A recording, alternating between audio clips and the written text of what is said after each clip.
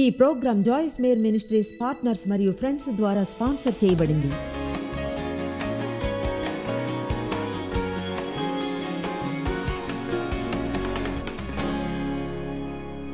ఈనాటి వాక్యానికై రెడీయా?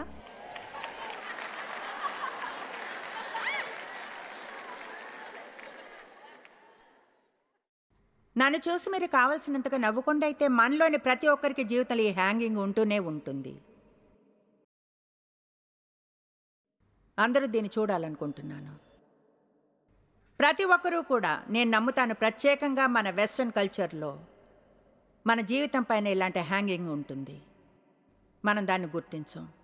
అయితే బహుశా దేవుడు చూసేది దీన్ని, ఆయన మన వైఖరిని చూస్తాడు. కనుక మా హోటల్ రూమ్ తలుపు మీద ఇలాంటిది ఉంటుంది, అది ఓకే.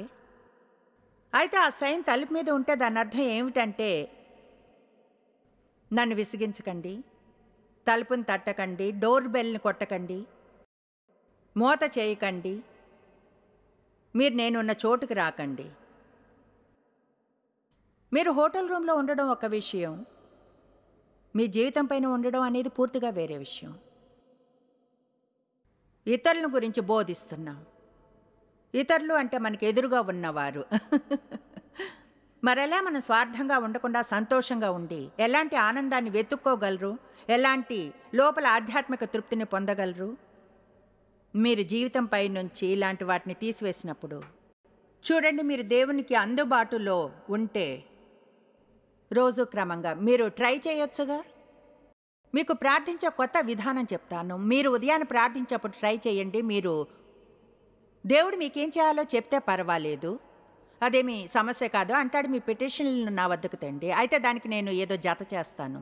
దేవా, నేను నీ కోసం ఈరోజు ఏం చేయగలను?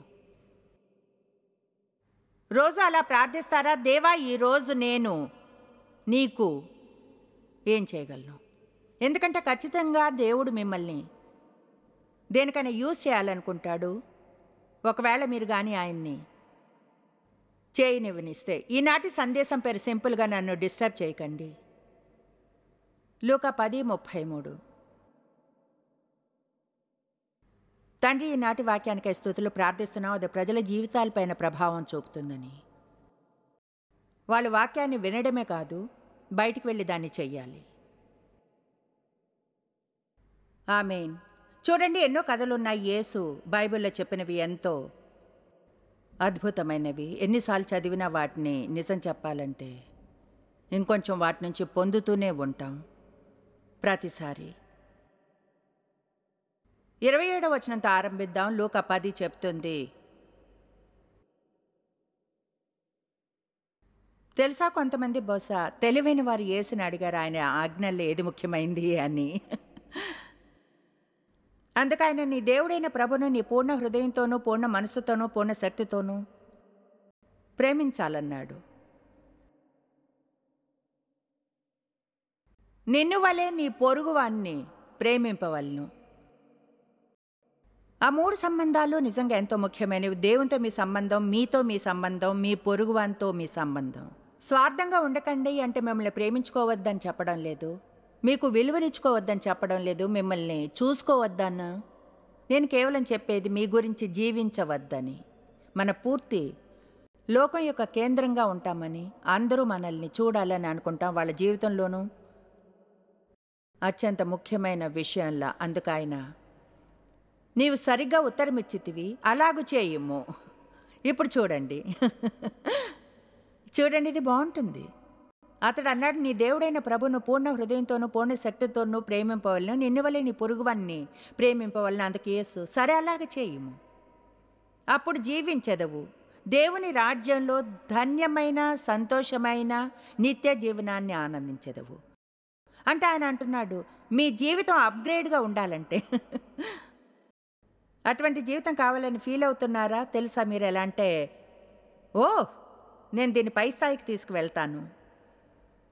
తర్వాత ఆయన అంటాడు, మీరు చూస్తున్న ఆ మెరుగైన జీవితాన్ని పొందే విధానం ఏమిటంటే ఎక్కువగా దేవుణ్ణి ప్రేమించడం, క్రీస్తులో మీరెవరో తెలుసుకోవడం, దేవుని బిడ్డగా మీకు విలువనిచ్చుకోవడంతో మీ గురించి మీకున్న పిచ్చి అభద్రతలు, భయాలను వదిలించుకోండి. దేవునికి మీ గురించి ఆయనతో మిమ్మల్ని సంబంధంలోనికి పిలిచినప్పుడే తెలుసు. మిమ్మల్ని చూసి ఆశ్చర్యపోడు. మీ పొరుగువాన్ని ఎలా ప్రేమించాలో తెలుసుకోండి. తాను నీతిమంతుడైనట్టు కనబరుచుకొనగోరి అతడు నా పొరుగువాడెవడు అని యేసుని అడిగాను. ఓకే దేవా, కొంతమందికి సహాయం చేయడం నాకు ఇష్టమే, అయితే నేను ఎవరికి సహాయం చేయాలి అంటావు? అందుకే యేసు ఇట్లా అన్నా. అది యేసు ఇలా అన్నట్లుంది. ఓకే, నువ్వు నాతో తెలుగు ఆటలాడుతున్నావా? ఒక మనుషుడు యెరూషలేము నుండి ఎరికో పట్టణమునకు దిగి వెళ్ళుచు దొంగల చేతిలో చిక్కెను. వారు అతని బట్టలు దోచుకుని అతను కొట్టి కొర ప్రాణముతో విడిచిపోయిరి. అంటే సగం చచ్చిపోయి ఉన్నాడు దాదాపు. అప్పుడు ఒక యాజకుడు, అందరూ చెప్పండి యాజకుడు, ఆ త్రోవను వెళ్ళుట తటస్థించెను. అతడు అతన్ని చూచి, అతడు ఆ మనిషిని చూడలేదని కాదు, అతడు అతనిని చూచి వేరే ప్రక్కగా పోయెను. అతడు ఆ మనిషిని చూసి వేరే వైపుగా వెళ్ళిపోయాడు. అతనికి దగ్గరగా వెళితే నిజంగా ఏమైందో చూడాల్సి వస్తుందని. ఒక లెవీయుడు అనుకుందాం, మరొక ధార్మిక మనుషుడు అదేవిధంగా ఆ చోటుకి వచ్చి చూసి అతన్ని వీధికి ప్రక్కగా పోయాను. నన్ను అది ఏమాత్రం ఆశ్చర్యపరచదు వాళ్ళు చర్చికి వెళ్ళరంటే.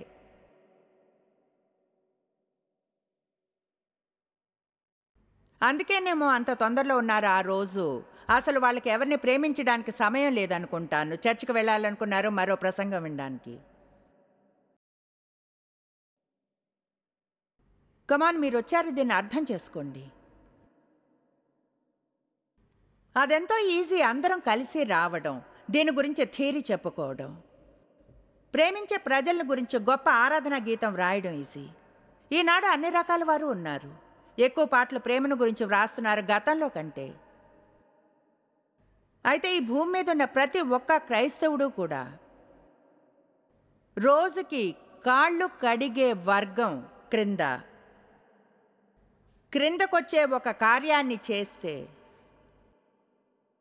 ఒకవేళ అందరూ తమ చిన్న లోకం మూలకు వెళితే వాళ్ళు ఎక్కడున్నా సరే, వాళ్ళ పరిసరాల్లో, వాళ్ళ స్కూల్లో, వాళ్ళ బిజినెస్ చోట్లలో, ఆఫీసుల్లో, అసలైతే దేవుని వద్ద పనిచేసే వాళ్ళ బయటికి వెళ్ళాలి. దేవా, నేను నీ స్టాఫ్నే, నేను ఈరోజు నీ కోసం ఏం చెయ్యాలి, నాకు చూపించు దేవా, ప్లీజ్ చూపించు సహాయం కావాల్సిన వారిని. ఎందుకంటే నేను ఈ రోజంతటిని గడిపి నా కోసమే జీవించాలి అనుకోను. ఇకపై అలా ఏమాత్రం చేయలేను. అక్షరాలా నేను అసలు అలా ఏమాత్రం చేయలేను. ధైర్యం చేసి చెప్పగలను ఏమనంటే, లోకం అంతా క్రైస్తవులతో నిండి ఉంది. మనం చూస్తాం నీతి విషయంలో అంత రాడికల్ షిఫ్ట్ని, మరియు మనకు లభ్యమయ్యే శక్తి. క్రీస్తు అవసరం ఉన్నవారు అందరూ టీవీ ప్రోగ్రామ్ని చూడలేరు లేదా చర్చికి రాలేరు. ఆయన అవసరం ఉన్న చాలామంది మీ లోకపు చిన్న మూలలో ఉంటారు. కనుక ఆ ఇద్దరు మనుషులు మనం కేవలం చెప్పుకోవడానికి అని చెప్పుకుందాం, వాళ్ళు చర్చికి వెళ్ళే దారిలో ఉన్నారు, ఎవరినైనా ప్రేమించడానికి సమయం లేదు.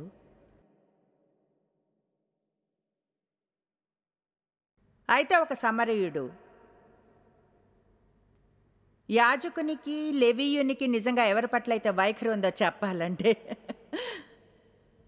వాళ్ళు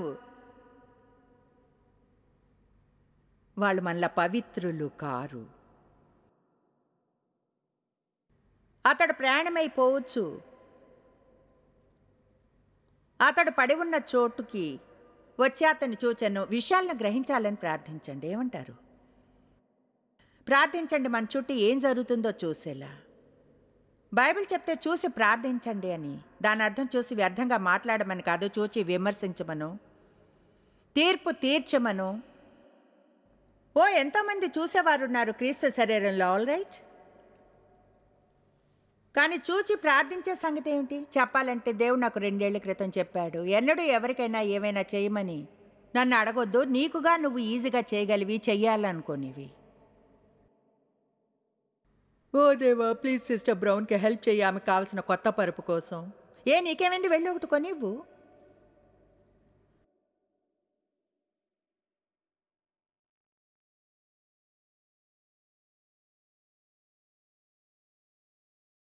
ఎంత గొప్ప ఐడియా! దాని గురించి ఆలోచించనే లేదు. ఎప్పుడు ఇంకెవరో అలా చేయాలని ప్రార్థిస్తాం. తెలుసా ఏమిటో, మీరుగా అది చేయలేకపోయినా ఉధృతంగా అయ్యి ఇంకో 10 మంది దుఃఖంలో ఉన్న క్రిస్టియన్స్ని వెతికి వాళ్లను దుఃఖంలోంచి బయటకు తీసుకురండి. వాళ్ళకేమైనా ఇవ్వండి చేయడానికి, దాని గురించి రోజంతా ఆలోచించడానికి బదులుగా. మ్యాన్,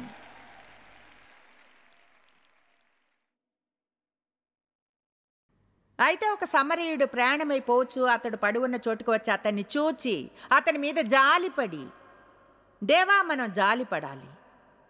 అతడు అతన్ని చూచి జాలిపడి దగ్గరకు పోయి నూనెయు ద్రాక్షారసమును పోసి అతని గాయములను కట్టి తన వాహనము మీద ఎక్కించి, అదంతా శ్రమతో కూడిన పని.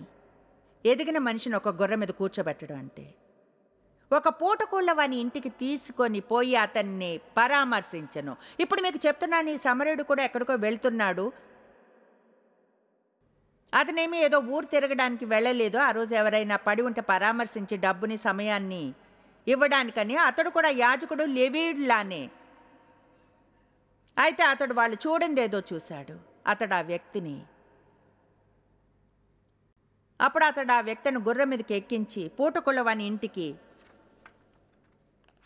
తీసుకుని వెళ్ళాడు. అతడు కొంచెం అతన్ని చూసి తర్వాత నిజమే అతడు ఏ పని మీద వెళ్తున్నాడు, ఆ పని మీద అది ఏమైనా వెళ్ళిపోయి ఉండాల్సింది. మర్నాడు అతడు 2 దేనారములు తీసి ఆ పూటకూళ్ళ వానికిచ్చి, ఇతన్ని పరామర్శించమని చెప్పాను, నాకు ఇది ఇష్టం. అందులో అతనేమి హద్దులు పెట్టలేదు. నీవింకేమైనా ఖర్చు చేసిన నేను మరల వచ్చినప్పుడు అది నీకు తీర్చెదనని చెప్పిపోయాను. మీకు తెలుసా మనకు హద్దులు ఉంటాయని.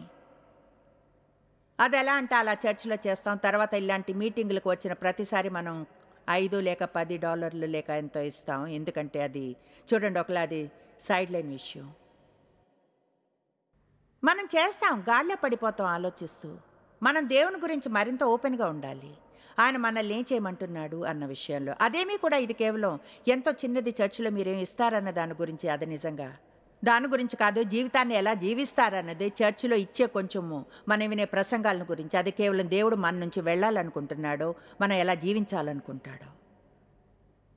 ఇవ్వడం అనేది చాలా చిన్నది. చర్చిలో కానుకలు ఇవ్వడం గురించి, అది మీ జీవితాన్ని ఎలా జీవిస్తారన్నదే. ఇవ్వడానికి జీవించాలి. నాకు ఈ కథ చాలా ఇష్టం, ఎంతో ఇష్టమైంది. ఇష్టమైన కథల్లో ఒకటి సామెతలు 16:9 చెప్తుంది, ఒకడు తాను చేయబోవున్నది హృదయంలో యోచించుకొను, యెహోవా వాని నడతను స్థిరపరచును. ఈ మధ్యన ఒక సైన్ చూశాను, మనిషి ప్లాన్ చేస్తే దేవుడు నవ్వుతాడు. నేను నమ్ముతాను, మన అడుగులు దేవునిచే ఆజ్ఞాపించబడినవని. మనం అదేమిటో గుర్తించిన దానికంటే ఎంతో ఎక్కువగా. అంతేకాదు, చాలాసార్లు మనం తప్పైన చోట ఉన్నామని అనుకున్నప్పుడు అసలైతే దేవుడు సరైన చోటుకు చేరుస్తాడు. నేను ఇక్కడ ఏం చేస్తున్నాను? ఇది జరిగిందంటే నమ్మలేకపోతున్నాను. యేసు అర్థం చేసుకున్నాడు దైవికమైన ఆటంకాలు మరియు దయ్యపు ఆటంకాల మధ్యనున్న తేడాను. ప్రజలు వెనక్కి ముందుకి బౌన్స్ అవుతున్నట్లు అనిపిస్తుంది. నిజమైన సమతుల్యతను అర్థం చేసుకోకుండా, మీరు నన్ను నా ప్రార్థనా సమయంలో ఆటంకపరచకండి. దేవునితో నా సహవాసంలో ఉదయాన్ని అత్యంత ముఖ్యమైతే తప్ప. అంటే నేను మీనుగా ఉంటానని కాదు, కానీ ఆ సమయంలో ఆటంకపరచకూడదు. ఎందుకంటే చాలా ఏళ్ల క్రితం తెలుసుకున్నాను, దేవునితో నేను ఆ సమయాన్ని గడపకుంటే ఆ రోజు అంత మంచిగా ఉండను అని. అదంతా మంచిగానూ ఉండదు బోధకులై మంచిగా వండుకుంటే. ఆమె నాకెంతో సహాయం కావాలి. నేను సొంతంగా అది చేయలేను. నాకు తెలుసు, రోజు దేవునికి చెప్తాను, నువ్వు లేకుండా నేనేమీ కానని. మీరు సహాయం చేయకుంటే, నన్ను బలపరుచుకుంటే ఈరోజు ఏది సరిగ్గా చేయలేను. నాకు గుర్తుంది, మొదటగా అర్థం చేసుకోవడం ఆరంభించినప్పుడు దేవునితో ఆ సమయం కావాలి. మా పిల్లలందరూ ఇంటి వద్దనే ఉండేవారు, అప్సెట్ అయ్యేవారు. ఉదయాన్నే ఆ గదిలోంచి బయటికి రాలేవా, ఇక్కడికి వచ్చి మాకు టిఫిన్ చేయొచ్చుగా. నేనేమో చూడండి, మీరంతా టీనేజర్లు, కార్న్ఫ్లెక్స్ వేసుకొని తినలేరా? మీకు తెలివి ఉంటే నన్నే పంపుతారు గదిలోకి. ఇక్కడ ఉంటే మీ జీవితం బాగుంటుంది.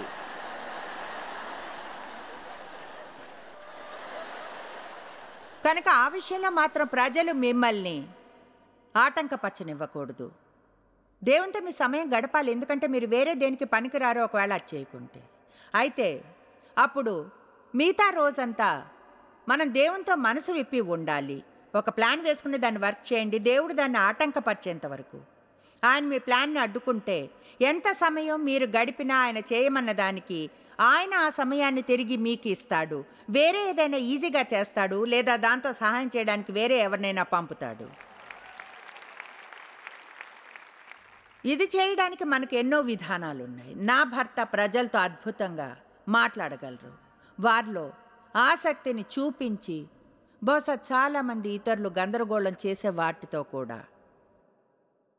అది అపరిచితుల పట్ల మనం చూపే మర్యాద, క్షమాపణ మరియు బహుశా కొంచెం వేరుగా ఫీల్ అయ్యే ప్రజలు. ఏమవుతుంది, మీరు కానీ చర్చికి వెళ్ళినప్పుడు ఒకవేళ మీ ముగ్గురు ఫ్రెండ్స్ దగ్గరకు వెళ్ళడానికి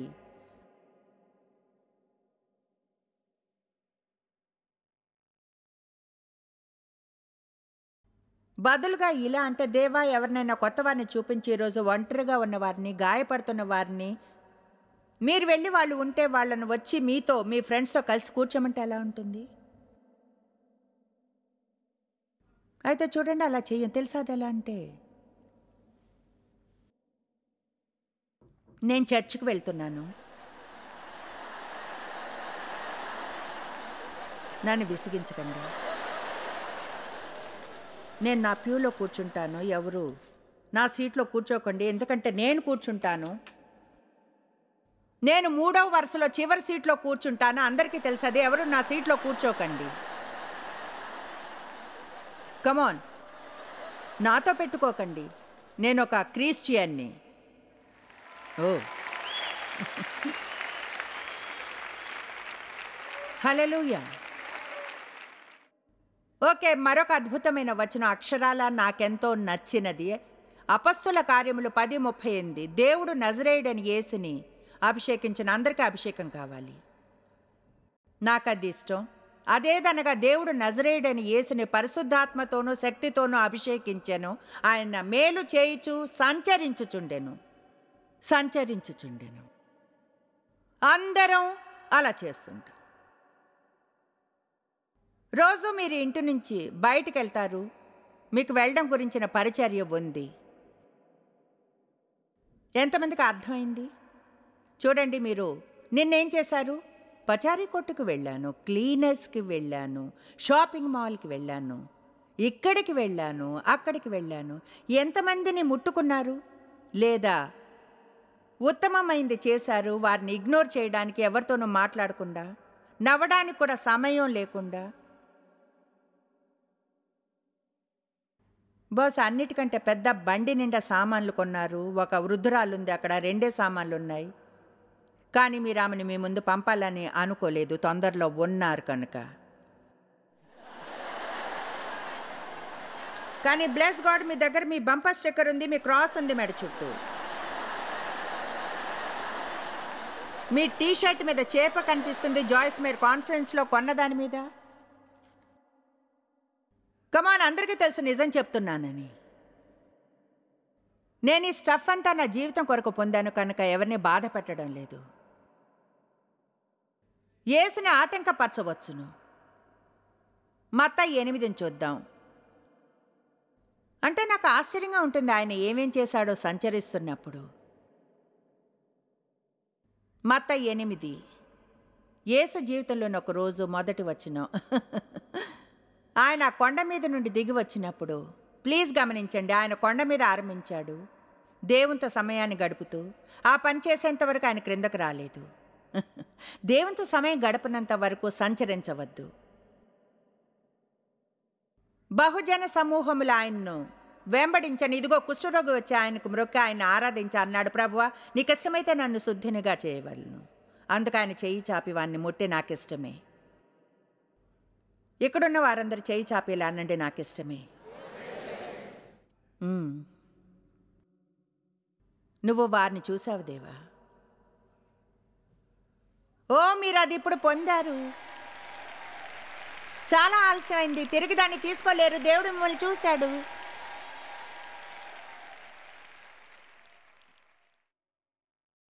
ఆయన వద్ద కెమెరాల్లో ఒకటి ఉంది. ట్రాఫిక్ లైట్స్లో ఇప్పుడు ఉంటాయే, ఇప్పుడు మాత్రమే అవి చర్చ్లో ఉన్నాయి. మీరు ఇలా అన్న ప్రతిసారి ఆయన వద్ద పిక్చర్ ఉంటుంది. అంతా సమర్పిస్తున్నాను, అంతా సమర్పిస్తున్నాను. ఇదిగో దేవా, నన్ను యూజ్ చేయి, ఉపయోగించుకో. మెయిన్ సిస్టర్ జాయిస్, అది నిజం. ప్రేమ అనేది నంబర్ 1 విషయం కావాలి. ఆయన వద్ద స్నాప్ షాట్స్ ఉన్నాయి.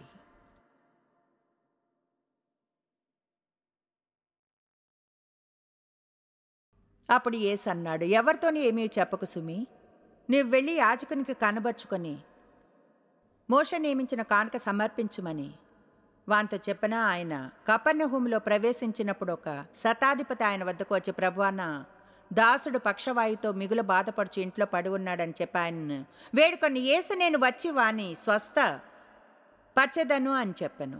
నాకు తెలుసు మనలో ఎక్కువ మంది ఏం చెప్పేవారు, చూడు నేను తెలుసా, నింపుదల కలిగి ఉండు, నేను పని మీద వెళ్ళాలి, నిన్ను నా ప్రార్థనల లిస్టులో పెడతాను.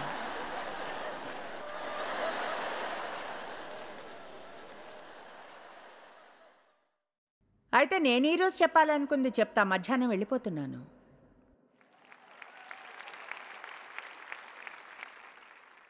పద్నాలుగు నుంచి 16 వచనాలు. యేసు పేతురింట్లో ప్రవేశించి చూచెను. మీ కళ్ళు తెరిచి మీ చుట్టూ ఏం జరుగుతుందో చూడండి.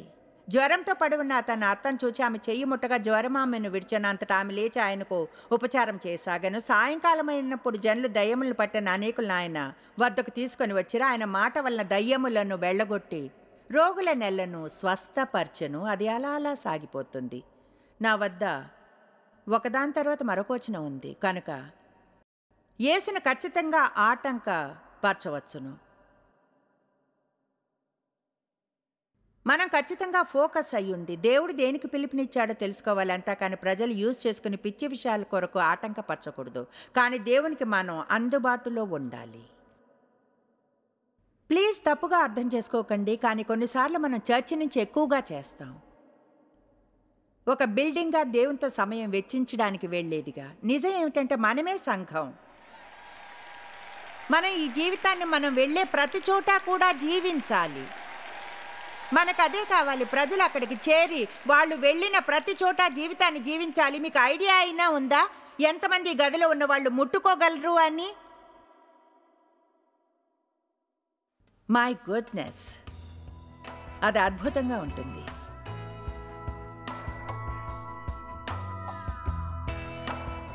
మీ జీవితం మీద డు నాట్ డిస్టర్బ్ అనే సైన్ ఉంటే ఈనాటి బోధన ప్రోత్సహించి ఉంటుంది. దాన్ని తీసివేసి దేవునికి అందుబాటులో ఉండండి. ఆయన దేనికోసం మిమ్మల్ని యూజ్ చేసుకోవాలనుకున్నా ఈ జీవితం అంతా దేవుణ్ణి మహిమపరిచి ప్రజల్ని ప్రేమించడం గురించి. జాయిస్ మేర్ మినిస్ట్రీస్లో మీరు మాకెంతో ముఖ్యులు. మిమ్మల్ని అభినందిస్తున్నాం. మా ఫ్రెండ్స్కి, పార్ట్నర్స్కి థ్యాంక్స్. ప్రపంచవ్యాప్తమైన ఈ పరిచర్య సాధ్యమయ్యేలా చేసినందుకు. అందరం కలిసి ఆకలిగొన్న వారికి భోజనం పెడుతున్నాం, బీద వారికి బట్టలిస్తున్నాం, దేశాలకు సువార్తను పంచుతున్నాం. ఈ రోజే సంప్రదించండి joycemeir.org. ప్రార్థనా నివేదనల్ని మాతో పంచుకోండి. మా సాధనాల గురించి తెలుసుకోండి. జాయిస్ సభల షెడ్యూల్ని తెలుసుకొని మాతో పార్ట్నర్ అవ్వండి. ప్రపంచమంతా క్రీస్తు ప్రేమను పంచడానికి. ఈ program Joyce Meyer ministries partners మరియు ఫ్రెండ్స్ ద్వారా స్పాన్సర్ చేయబడింది.